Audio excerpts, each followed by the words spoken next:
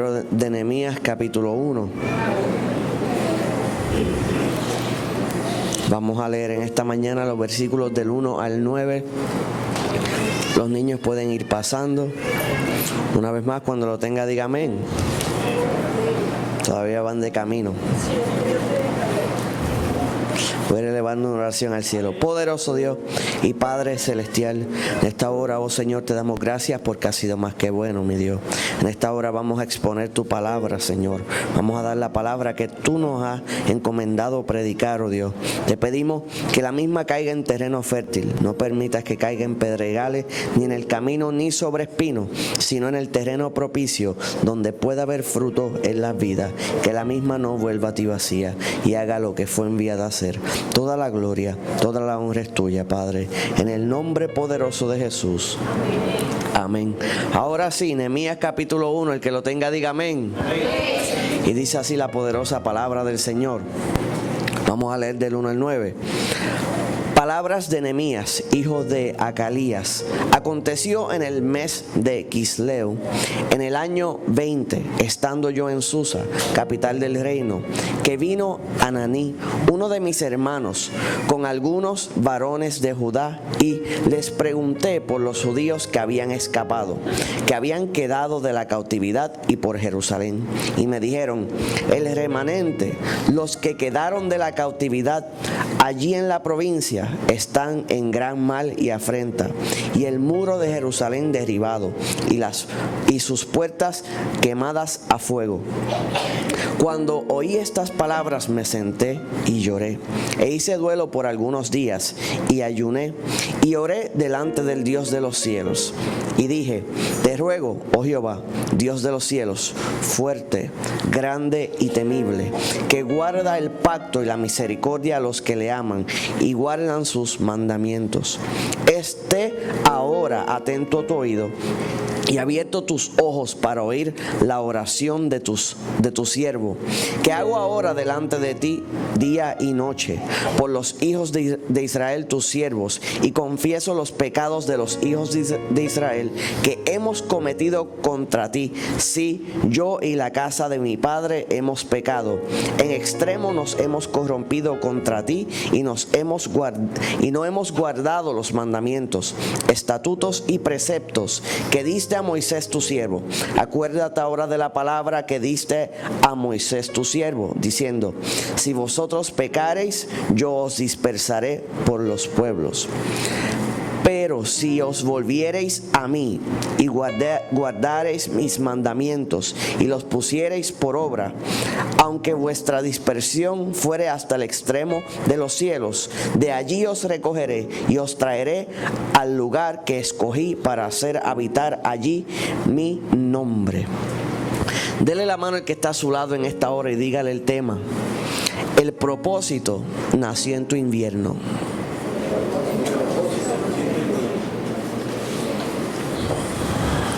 Se lo dijo como entre dientes. Dígaselo una vez más. El propósito nació en tu invierno. Santo poderoso Dios. Todavía está entre dientes. Debe ser el frío que no nos deja abrir bien la boca. Ahora, cuando estudiamos esta palabra, lo primero que analizamos, y el Señor nos revela mientras estudiábamos, la palabra de Nehemías, dice la palabra, hijo de Acalías, aconteció en el mes de Quisleu, en el año 20, estando yo en Susa, la capital del reino. Ahora, cuando vemos, por ejemplo, el mes que está siendo mencionado, que está bien fácil de pronunciar, ¿verdad? Vemos que es el mes número 9 del calendario judío, que está entre noviembre y diciembre, y cae ciertamente lo que es el invierno. De hecho, cuando dice Susa, que estaba en Susa, la capital del reino, Susa era la casa de invierno de los reyes de Persia. O sea que hacía que ¿calor o frío? Frío. Entonces estaban en el invierno. Él se encontraba en ese palacio en el mes que del calendario judío le acabo de decir. ¿Qué mes? 9. ¿Y cuántos meses dura un embarazo? ¿Y qué pasa el 9º mes? nace. Por eso el tema en esta mañana, el propósito nació en tu invierno. Ahora, cuando nosotros analizamos el invierno, y por ejemplo usted ve un retrato de lo que es en donde se ven las 4 temporadas, aquí todo el año es verano, pero donde usted puede ver las 4 temporadas, puede ver que hay cambios. Y noviembre comúnmente los árboles están secos, congelados, llenos de nieve, hace frío, todo está blanco, no hay fruto, no se está produciendo fruto. Es como si todo se estancara por un tiempo en lo que vuelve a echar, reverdecer. Ahora, muchas veces pudiéramos utilizarlo como metáfora. En nuestra vida acontece que llegamos a un punto donde precisamente se sienta así, que hace frío, que no está viendo provecho, no se está viendo crecimiento, que las cosas están como que estancadas, pero a veces se nos olvida que luego del invierno viene primavera, que el Señor te está llevando por esa etapa en tu vida para luego hacer que todo nazca de nuevo y darte cosa nueva. Alguien puede alabar el nombre del Señor. Pero lo que pasa es que cuando estamos tanto tiempo en el frío, pensamos que va a ser permanente. Pero realmente lo que debemos es persistir y resistir el frío, porque pronto vendrá nuestra primavera y el cambio surgirá si no desmayamos. Amén. Ahora, cuando analizamos la historia de Nehemías, Nehemías había estado posicionado junto al rey. El pueblo de Israel había sido saqueado, la nación de Judá, los demás reyes habían atacado, habían quemado los muros, y el Señor había posicionado a Nehemías en el lugar correcto para que él hiciera algo. Ahora, por ejemplo, cuando Nehemías hace la consulta y pregunta por sus hermanos cómo están, usted ve que rápido se puso totalmente triste. Su alegría se fue, le dolía el corazón, lloró constantemente porque él sentía pasión por su pueblo. Y esa es una de las señales para alguien que el Señor está tocando para levantar un ministerio. Cuando algo te toca grandemente, quiere decir que tú has sido llamado protector de esa área particularmente. Me explico. Hay personas que cuando ven algo que acontece con un niño, se desboronan. El dolor le llega intenso y los demás lloran y le duelen, pero hay personas que les duele que no lo aguantan, y eso es una señal de que hay un don o una habilidad y Dios te ha llamado a ti para trabajar con ellos. Hay personas que cuando acontecen cosas, por ejemplo con los jóvenes, le duele como le dolió a Nehemías cuando le hablaron del pueblo de Israel, y lloran y claman y hacen ayuno. Eso es una señal de que tu fuego, tu pasión hacia donde Dios te está dirigiendo es hacia ellos. Y así constantemente, cuando usted siente un deseo vivo por alguna parte de la sociedad en particular, pero más que los demás, eso es una señal de que hay un propósito preestablecido de Dios contigo para ser el protector de esa área. Amén. ¿Alguien ha sentido eso en alguna ocasión? Porque cuando eso pasa, usted sabe y lo siente en su corazón que hay algo que el Señor puso ahí y se lo muestra a usted, porque a usted le corresponde hacer algo a favor de ellos. Nehemías, su pasión era su pueblo, y cuando le mencionaron que su pueblo estaba en crisis, no pudo permanecer contento, independientemente que él estaba con el rey, que a él no le faltaba nada. Solamente saber que su pueblo estaba en necesidad ya no lo dejaba estar contento, porque esa era su pasión, porque ese era su propósito. Y el Señor le dejó claro su propósito, y su propósito nació ¿en qué temporada? En invierno. Y muchas veces las cosas que el Señor va a darnos para bendecirnos surgen precisamente en esta temporada.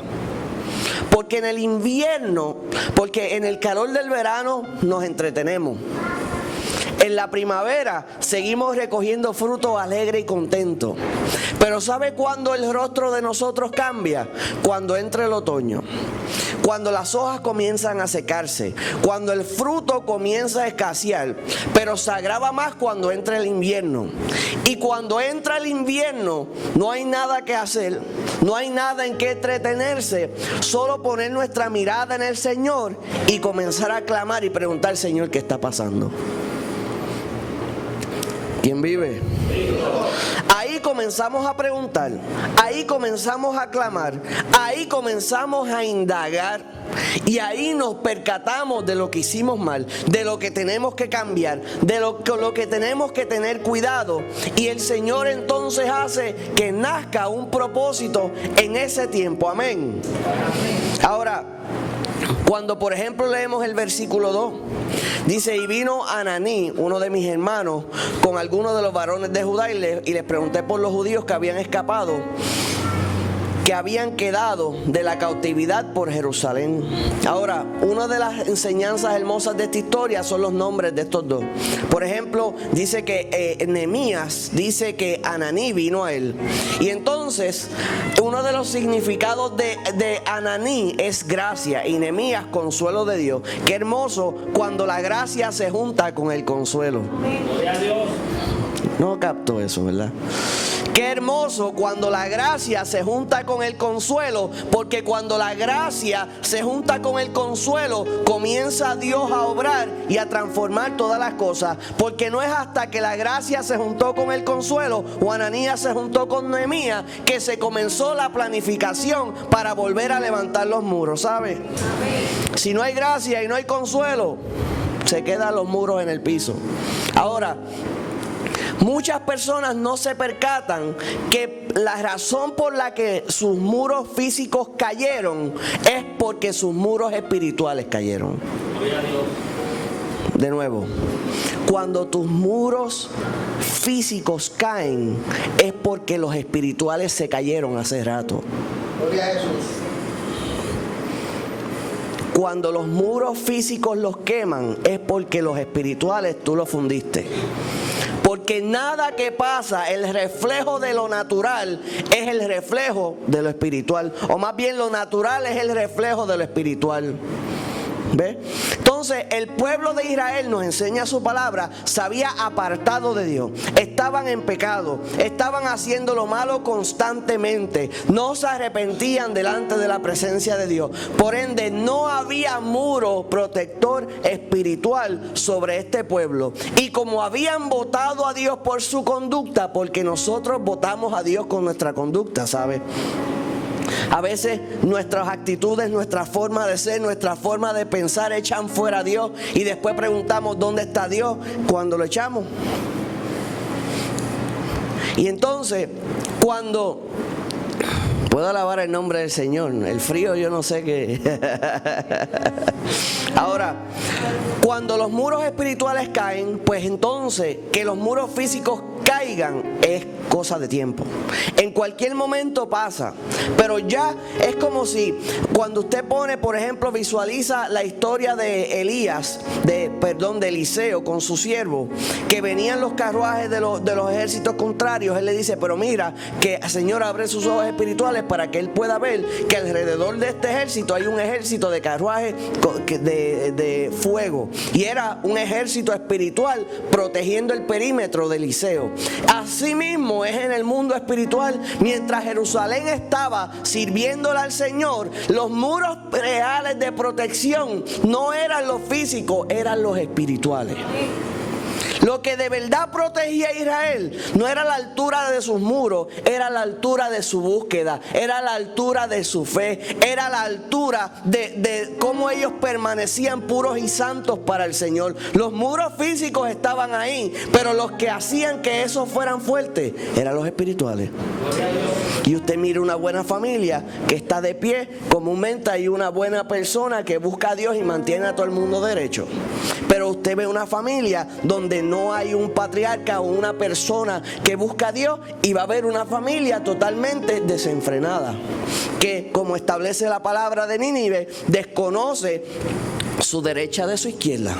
No tienen en su cerebro diferencia entre bien y el mal. Van desenfrenadamente. Pero cuando hay alguien que está ahí y educa y corrige, todo se mantiene derecho. Y cuando un pueblo o una iglesia o una familia se mantiene enfocado, la protección espiritual es lo más hermoso. ¿Sabe que la alarma puede fallarle, pero Dios no le falla? ¿Ve? Porque la alarma va a sonar cuando el pillo entre a la puerta, pero el Espíritu de Dios va a hacer que el pillo no se atreva a pasar en el patio. ¿Qué seguro usted prefiere? La alarma le cobra 60 pesos al mes. El Señor lo único que te pide es que le sirva. ¿Ve? Y esa protección es mucho mejor que cualquier otra protección. Judá era pequeña entre todas las naciones y Dios hacía que ella permaneciera de pie en el medio de todos ellos. De hecho, todavía Israel es solamente 2 veces más grande que nosotros. Israel es dos veces más grande que nosotros. Si nosotros somos pequeños, ellos siguen siendo pequeños. Pero entonces es una nación que Dios ha querido bendecir. Y en lo que es milicia mundial está entre los principales. Pero es más que 2 veces más grande que nosotros. En desarrollo de nuevas empresas también nos da una pela a nosotros y a todas las naciones del mundo. Yo creo que está entre los primeros 10. Es la nación donde más corporaciones van a la bolsa de valores en Nueva York. Cada momento están saliendo nuevos billonarios, nuevas invenciones, nuevas curas para distintas enfermedades. Están enfocados y Dios los está bendiciendo. Amén. Amén. Y si Dios puede hacer eso con Israel, puede hacer eso con cualquiera que lo ponga a Él primero. Él va a bendecir, Él va a honrar el que lo honra a Él. Analiza si tu vida lo está honrando. Analiza si tu vida lo está honrando. Porque a lo mejor no has pasado a primavera porque estás honrándolo parcialmente. Pero si comienzas a honrar totalmente y sigues sometiéndote a Dios, vas a ver que en cierto momento, en cierto punto, cuando el tiempo llegue, ya culmine la fecha señalada, todo va a cambiar a bien. Amén. Ahora, y dice, y me dijeron, cuando estaba hablando Jeremías, y me dijeron: el remanente de los que quedaron de la cautividad allí en la provincia están en gran mal y afrenta, y el muro de Jerusalén derribado y sus puertas quemadas a fuego. Me encanta la palabra que utiliza, remanente. Remanente es un sobrante, es una porción reservada, es un pequeño pedazo. De hecho, hemos hablado anteriormente que en las escrituras, cuando segregan porciones, comúnmente siempre dejan un ¿qué? Un remanente. Un remanente. Le dicen una faja de terreno, un remanente. Y muchas veces hablan del lote 1, lote 2, lote 3, lote 4. Y después el remanente. No le dan ni número. Y el pueblo de Dios es el remanente, es la porción reservada. Y aunque él estaba diciendo con tristeza, lo que queda es un puñado, lo que queda es un remanente, es mejor ser un remanente vivo que un montón de bonche de los muertos, ¿sabes? Porque aunque es ser pequeño, aunque estar en frío y en tristeza, sigue siendo mejor estar vivo. Sigue siendo mejor. Prefiero ser de ese pequeño remanente que ser de los que pasaron a la historia y ya sus nombres fueron borrados. Así que, aunque traten el pequeño remanente con desprecio, ese pequeño remanente vino a ser la fundación de la nueva ciudad, ¿sabe? Aunque ahora pequeño, pero entonces, cuando se multipliquen, de ese linaje iba a ser la gran mayoría. Ahora, cuando oí estas palabras me senté y lloré, hice duelo por algunos días y ayuné y oré delante del Dios de los cielos. Y dije: te ruego, oh Jehová, Dios de los cielos, fuerte, grande y temible, que guardas el pacto y la misericordia de los que te aman y guardan sus mandamientos. Ahora, como estamos hablando, el propósito nació en tu invierno. Todo, amado, si usted analiza las grandes invenciones de la historia, o usted analiza los que han logrado cualquier cosa que han logrado que se pueda entender grande, siempre ha sido en el invierno de su vida. Siempre ha sido en el invierno de su vida. En el peor momento, si usted verifica la historia de Elon Musk, ¿cuántos saben quién es Elon Musk? ¿Han escuchado quién es él? El creador de los autos Tesla, el dueño de Tesla. ¿Sabe los autos Tesla? Pues es el creador. Si usted escucha la historia de él, se entera que se logró desarrollar Tesla a 3 días de perder todo el dinero que él tenía. Él estuvo a 3 días de no lograr nada y quedarse en la calle. Y en el invierno de su vida, el Señor lo bendijo. Y usted verifica historia tras historia, todas las bendiciones grandes acontecieron en invierno y algunas de ellas por accidente. De hecho, a lo mejor usted no sabía, pero en los tiempos que comenzaron con lo que nosotros llamamos las gomas y algunas partes del mundo llaman las llantas, tenían la tendencia a explotarse cuando hacía frío. ¿Cuántos sabían eso? ¿Cuántos sabían? Esto yo lo aprendí en una escuela dominical cuando niño, ¿sabe? Y en esa escuela dominical me enseñaron que aconteció que cuando estaban buscando por qué se explotaban cuando corrían en el frío, y accidentalmente una de las gomas cayó en fuego, se le prendió en fuego. Y descubrieron que cuando calentaban la goma en el fuego no explotaba luego en el frío. Y fue un accidente en el invierno que trajo tan gran bendición. Si no llega a ser porque alguien por accidente dejó caer una goma en el fuego, todavía no se podía conducir en el frío, ¿sabe? Así que las grandes bendiciones y los nacimientos más hermosos acontecieron en el invierno. Y si tú te sientes en esta vida, en este momento, en el invierno de tu vida, pues eres un buen candidato para que algo acontezca en este tiempo, para que tu propósito nazca en este tiempo, para que tu idea nazca en este tiempo, para que tu ministerio nazca en este tiempo, para que en este tiempo las cosas cambien. Amén. Yo no sé usted, pero si yo estuviera en invierno, yo estuviera alabando a Dios en esta hora. Dios bendiga esos 3. Santo, poderoso Dios. Y aconteció, dice, entonces en la oración de Nehemías, dice la palabra, antes de la oración, que él lloró, se sentó y lloró, e hizo duelo por algunos días, y ayuné y oré delante del Señor. Cuando alguien descubre algo que por lo que siente deseo y pasión, por lo que su corazón se quebranta, no faltan las oraciones y los ayunos. Muchos piensan que la construcción de los muros comenzó cuando Nehemías llegó. Pero la construcción de los muros comenzó cuando Nehemías se humilló. ¿Recuerda que le dije que los muros físicos caen cuando los espirituales cayeron? Pues Nehemías estaba comenzando la construcción de los muros espirituales.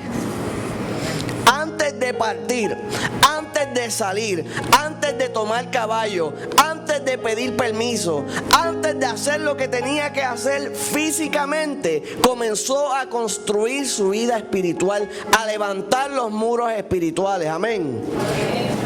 Porque a veces queremos hacer cosas, pero queremos brincar la etapa espiritual. ¿Sabes? Porque hay que hacer, porque la fe sin obra es muerta. Pero fe y obra, ¿ves? Oración y obra, ayuno y obra, búsqueda y obra. Pero entonces, sin la que es espiritual primero, la física no tiene cobertura del Todopoderoso. Santo, poderoso Dios. ¿Sabe que Dios es Dios de vivo y no de muerto? Santo, poderoso. Ahora, le dice, esté ahora atento tu oído y abierto tus ojos para oír la oración de tu siervo, que hago ahora delante de ti, de día y de noche, por los hijos de Israel, por los siervos, y confieso los pecados de los hijos de Israel que hemos cometido contra ti. Y se incluye, dice, sí, yo, la casa de mi padre, hemos pecado. ¿Usted no ha escuchado los que juegan el papel de santo? Yo he escuchado predicadores que cuando predican siempre se le tiran toda la carga al pueblo y ellos, porque ya ellos lo están haciendo alegadamente. ¿Ustedes no han escuchado eso? Yo me acuerdo escuchar a un predicador que siempre hablaba de todas las peleas que ganó, pero nunca perdió aparentemente. Y si en la pelea habían 10, él se defendía, pero nunca decía que perdió. Pero la realidad es que cuando uno comienza, la palabra nos enseña que el juicio empieza ¿por dónde? Por la casa. Entonces, si uno proclama y indica que hay que humillarse, el que lo está declarando tiene que comenzarlo antes de decirlo. ¿Antes o después de decirlo? Antes de decirlo ya lo está practicando. Antes de indicarlo ya lo está viviendo. Antes de decir esto hay que hacerlo ya lo estaba haciendo. Amén.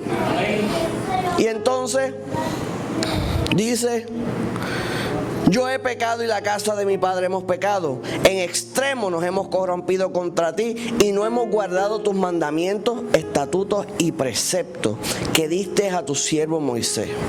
Dice: somos culpables, no inocentes. ¿Ves? Cuando usted va delante de la presencia de Dios y quiere que un invierno se transforme, no juegue el papel del inocente. No lo juegue. No juegue el papel de la justificación. Señor, yo lo hice, pero tú sabes, mi Dios, que fue que mi papá o mi mamá o esta situación me llevó a eso. No juegue el papel de la justificación. No juegue ese papel. No empieza a ponerle pretextos de por qué hiciste eso o quién te incitó.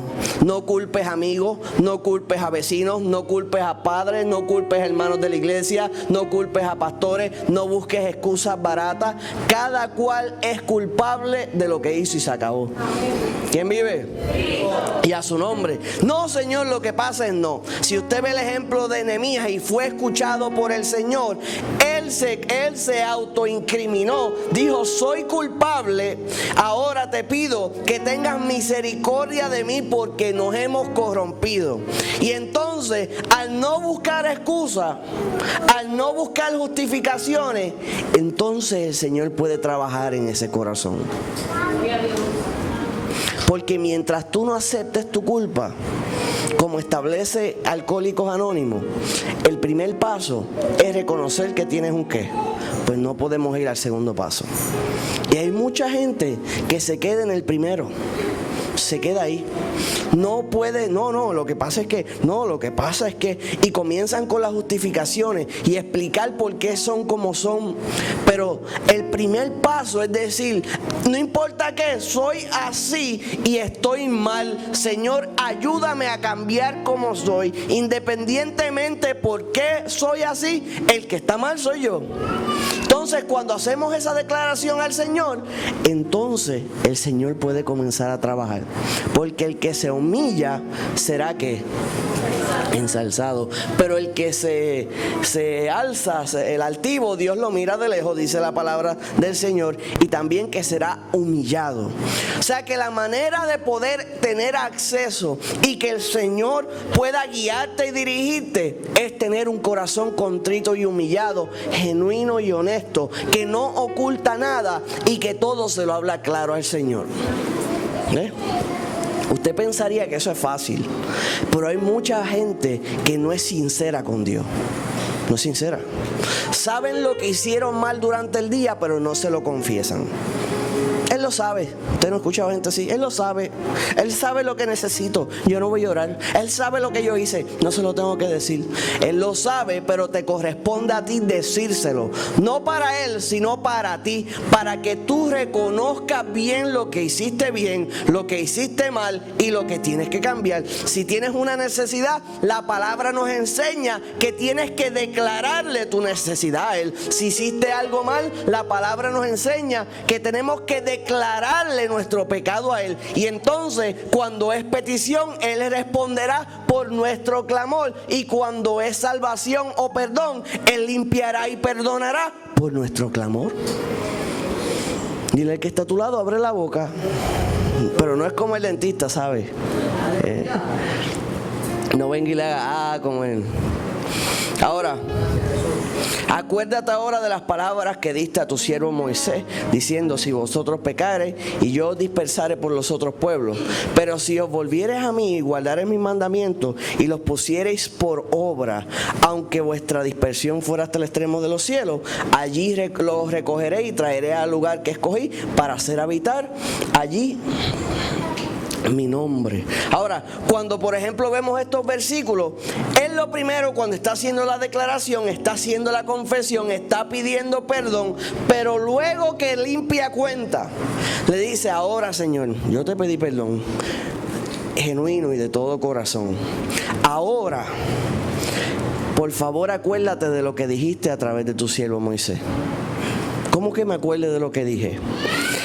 Que si pecareis, yo os dispersaré por los pueblos. El Señor ya lo había notificado a través de su palabra: mira, si peca, yo los voy a dispersar. Porque se supone que estás creado para mantenerte unido. El pueblo de Israel había sido creado para mantenerse unido y ser los representantes de Dios en la tierra. Y los mantenía unidos mientras ellos estaban esparciendo y declarando las obras y las maravillas de Dios. Tan pronto ellos le dieron acceso al mundo exterior a contaminar su propósito, ¿quiénes ellos eran? Que son los representantes de Dios, y comenzaron a adorar a otros dioses, pues ya no los necesitaba, porque no estaban sirviendo para su propósito. ¿Qué hace el Señor? Los dispersa. No están haciendo lo que le toca, están haciendo lo incorrecto. Vamos a repartirlo por los pueblos. ¿Por qué? Porque en ese proceso ellos se sentirían que no son parte del mundo y eventualmente tendrían que levantar un clamor, humillarse delante de su presencia, y el Señor los regresaría a su lugar. Amén. Y eso es cierto para la casa de Israel, y eso es cierto para la iglesia. Usted ve iglesias que a veces pierden el norte, pierden el enfoque, se les olvida por qué es que se reúnen. ¿Y qué pasa con esas iglesias? Son dispersadas. Pero las iglesias que se alaba el nombre del Señor, que se mantiene el enfoque correcto, que se busca constantemente, que se habla la palabra como es, el Señor mantiene ese grupo buscando su rostro, porque está sirviendo su propósito. ¿Quién vive? Y dice, y le dijo: pero si volvieres y guardares mi mandamiento y lo pusieres por obra. ¿Ves? Porque hay personas que guardan los mandamientos, pero no obran según los mandamientos. No hablan conforme a los mandamientos. No toman decisiones en base a la palabra de Dios. La conocen muy bien, no la viven. Pues en esos casos no aplica. Porque el Señor nos quiere completos, no parciales. Dice, y los pones por obra. Y dice, si ellos se humillan, si ellos ponen la visión correcta, si lo ponen por obra, no importa hasta dónde los dispersé, los recojo de nuevo. Y eso es cierto aún en este tiempo. Usted observa la nación de Israel. Los israelitas están regresando de todas las partes del mundo a la nación de Israel, porque el Señor está bendiciendo esa nación en todos los sentidos. Y usted ve que los judíos, los israelíes están regresando de todas partes. Lo que no se había escuchado, porque decía, la palabra establece, había una profecía, que en los tiempos del fin ellos regresarían del norte, del sur, del este y del oeste, ¿verdad? Entonces, cuando Israel se funda, comienzan a bajar del norte, porque en el norte los trataban mal. Comienzan a bajar a subir del sur, porque en el sur estaba África, había hambre, había un montón de cosas. No tenían nada que buscar ahí. Venían del este, porque también había problemas. Pero los judíos del oeste, que es de Estados Unidos, no estaban regresando. Se quedaron allá. Pero el Señor está bendiciendo a Israel hace unos años tanto y tanto, que ahora los judíos del oeste están regresando a su tierra y abandonando los Estados Unidos para volver a sus raíces. O sea que faltaba un brazo y ya están regresando los de ese brazo también. Y se cumple la profecía bíblica donde vendrían de todas partes del mundo a regresar a su tierra. Y el Señor cumple su palabra donde estableció que aunque estuvieran en los confines de la tierra, de allá los llamaría y los traería de nuevo a su nación. Y dice, y allí los recogeré y os traeré en el lugar que escogí para hacer habitar en mi nombre. Ahora, el tema en esta mañana es el propósito nació en tu invierno. Y es que en los peores momentos el Señor luego hace que nazca tu bendición. Y un buen ejemplo lo encontramos en la vida de Job. Y con esto terminamos. En la vida de Job el Señor le había dado muchas cosas y el Señor lo había bendecido en todas las áreas. Pero aconteció que la palabra nos enseña, el enemigo pidiendo permiso entró y comenzó a hurtar, matar y destruir. Comenzó a deshacer todo lo que Job tenía. Pero el Señor le dijo, lo vas a tocar, pero no vas a tocar ¿qué? Su corazón. Y dice la palabra que en todo Job no pecó de labio, se mantuvo firme en las cosas del Señor. Y al Job mantenerse firme en el invierno de su vida, se cumplió una ley escrita en el Éxodo. Mira lo que dice. Usted lee Job 42:10 y solamente piensa en ese texto que dice: y quitó Jehová la aflicción de Job cuando él hubo orado por sus amigos y aumentó al doble todas las cosas que habían sido de Job. Usted recuerda ese versículo. Pero cuando usted va al Éxodo, encuentra que esa promesa es no solo de Job, sino que nuestra también. Y usted diría, ¿cómo? Porque Éxodo 22:7 dice: cuando alguno diera a su prójimo plata o oro para guardar y fuere hurtado de la casa de aquel hombre, si el ladrón fuera hallado, pagará el doble. Le explico. Las riquezas de Job se las había dado Dios a él para que las guardara. Entonces vino el Satanás, el enemigo de vuestras almas, y fue y hurtó lo que Dios le había entregado a Job. Pero el Señor había establecido que si el ladrón fuera hallado, tendrá que pagar el doble. Pues entonces, siendo Satanás el que hurtó las riquezas de Job, él pretendía dejar a Job sin nada. Sin embargo, tuvo que devolverle a Job lo que era de él y entregarle lo de él, igualarle la cantidad. O sea que para que alguien tenga algo, hay que quitárselo a alguien, ¿verdad? De la tierra, van a hacer más tierra. Dios hizo toda la tierra que iba a hacer. Si tú tienes tierra y Dios te entregó el doble, se la quitó a alguien. Porque alguien la tiene que perder para que tú la ganes. No hay más. Pues entonces, ¿qué quiere decir eso? Que cuando el enemigo nos quita, el Señor y nosotros permanecemos fiel, el Señor nos devuelve lo que nos quitaron y le quita al diablo lo que tenía él. De los del enemigo pasa a ser tuyo. Por eso es que las riquezas de los injustos pasan a ser de los justos. Dice Juan 10:10, el ladrón no viene sino para hurtar, matar y destruir, mas yo he venido para que tengan vida y para que la tengan en abundancia. O sea que si el enemigo hasta ahora algo te ha quitado, permanece fiel en el invierno de tu vida, porque en ese tiempo van a ser el doble de lo que tú tenías, el doble de lo que tú conocías. ¿Cuál es la regla? No pecar ni en labio. Señor, Jehová Dios, Jehová quitó. Sea en todo el nombre del Señor glorificado. Este tiempo es duro, pero vendrá a pasar, porque mi Señor suplirá según sus riquezas en gloria. El Señor es mi sanador. El Señor es mi salvador. El Señor es mi fuego que me calienta, aunque esté en invierno y haga frío y no tenga la vestimenta completa. El Espíritu de Dios que proviene del Espíritu va a calentar mi ser y voy a venir a sobrepasar este tiempo, porque siempre, mira, no cambia, siempre, desde el inicio, desde la creación, siempre sigue primavera después de invierno. No ha cambiado. No ha cambiado. La última vez que chequeé, después de este invierno venía primavera, ¿sabes? Creo que no brincaron este año a primavera. O sea que si estás viviendo un invierno por obligación, lo próximo es primavera y restauración para ti. Vamos a estar puestos en pie en esta hora. O sea que desde Éxodo ya Dios había dicho lo que iba a hacer con Job. Y desde el inicio ya Dios había dicho lo que va a hacer contigo. Y lo más hermoso que puede pasar en el invierno es que se junte la gracia del Señor, Santo, poderoso Dios, con el consuelo. Poderoso Dios y Padre Celestial, en esta hora te damos gracias por tu palabra, te damos gracias por tu presencia. Hemos predicado tu palabra, te pedimos que la misma haya caído en terreno fértil, que produzca los frutos que tú quieres en la vida, que la misma no vuelva a ti vacía y haga lo que fue enviada a hacer. Toda la gloria, toda la honra siempre es tuya, oh Señor.